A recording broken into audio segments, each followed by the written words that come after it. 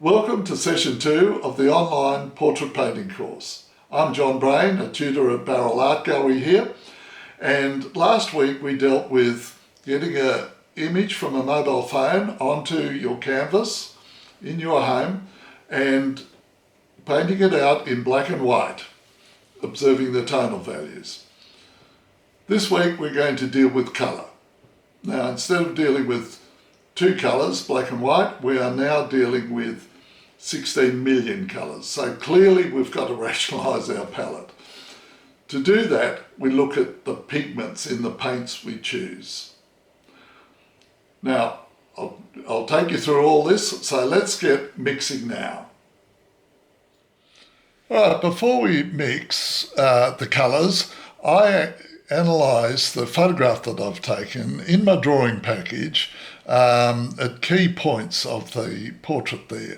Now, you're looking at my computer screen while I do this, and I'm matching the colours in the various spots there and making up what I'd call a sort of colour palette chart of the portrait that I'm painting. Now, this is extremely helpful when mixing the colours because you can colour match to them.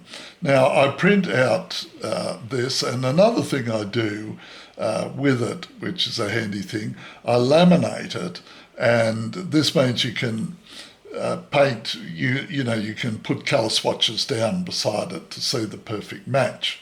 Now, here are the materials I use, and I've got the 8 colours in my 8 pigments in my palette, and I use a tear-off palette, which is very convenient. Now, I'd encourage you to get a big tube of white because you're mixing everything into white. And there it is. It's titanium white, which I think is a very good one as a base. Now I've got cadmium yellow. Notice it's a one pigment colour, very strong, very opaque. And the next one is cadmium red, again a one pigment and opaque. Now the third one that I use for my portrait is rose d'or. It's a one pigment, but it's quite transparent, and that is very good for bringing up the tone of things. So they're the 4 basic flesh colours, and they will give you your good base. Now I'm mixing in, just putting out my tonal colours, yellow ochre, one pigment, as you saw, pretty opaque, and now burnt sienna, which is 2 pigments, but that's not a problem. It's a semi-transparent paint, but very manageable. And now cobalt blue, which I'm picking up now, is one pigment, and of course semi-transparent, but you'd be amazed how much blue there is in flesh colour. So you'll be using a fair bit of this in the shadows, etc.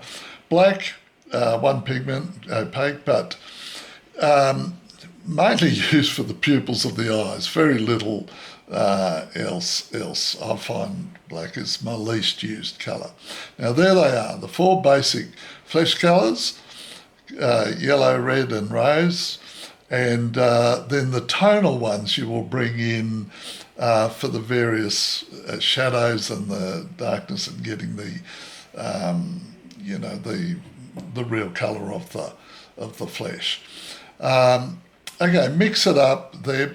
Always bring your colours to the white, and mix it up, and then you sort of match it. See it on my sort of colour matching, and I'm matching it there. And then once you've got the dark ones, sort of you can mix back up into mix white and keep your flesh colours into it. I'm just mixing a little bit of terps there, but basically use the mediums once you've got these mixed up to apply them. 1 and 2 I use quite a lot, and then liquol to finish my painting off. But that's gives you your beautiful soft tones and flesh colours that you only achievable with oil paint. Easy, isn't it, when you know how? Next week we'll be applying the paint that we've mixed up to the portrait. But in the meantime, keep painting, keep mixing, and if you have any questions, there's my details now to contact me.